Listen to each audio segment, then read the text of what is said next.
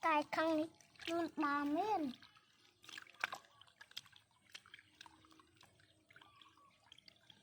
cái khăn này cho nó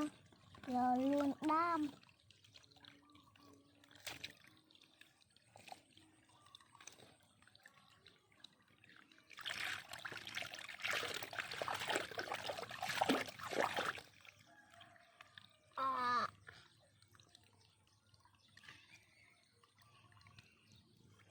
đam cho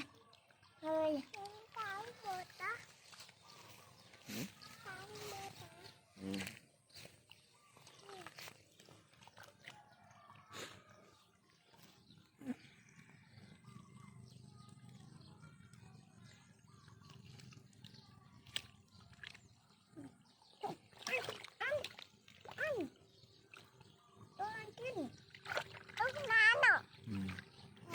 bên này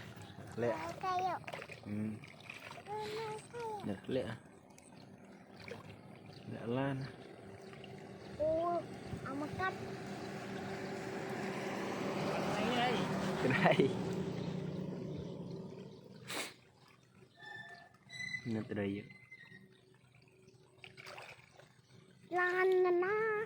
lan kê đây này đàm vô đây là kim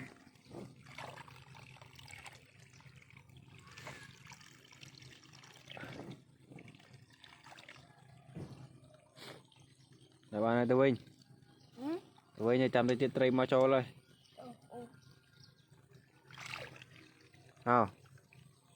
chăm thay cho mơ hỏi lên chăm thay cho mơ tụi nâng hơi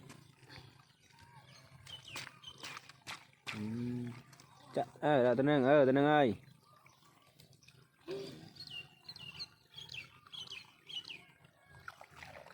Trang sao mới khăm cái rồi anh ơi ngồi lại quá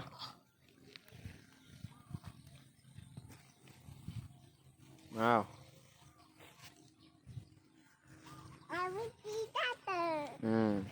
tay